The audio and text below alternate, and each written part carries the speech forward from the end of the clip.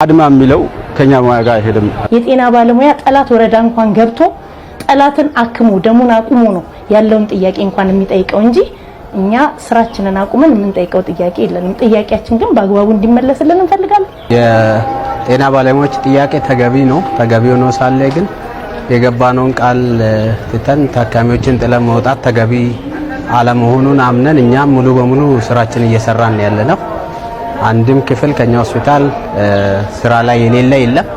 ባለሙያውም እንዲሁም አስተዳደር ሰራተኛውም ስራውን በአግባቡ እየሰራ ነው። የህዝብ ነፍስ ነው ያዝነው። የህዝብ ላይ ነው የተማርነው። ለዚህ ህዝብ ነው የተማርነው።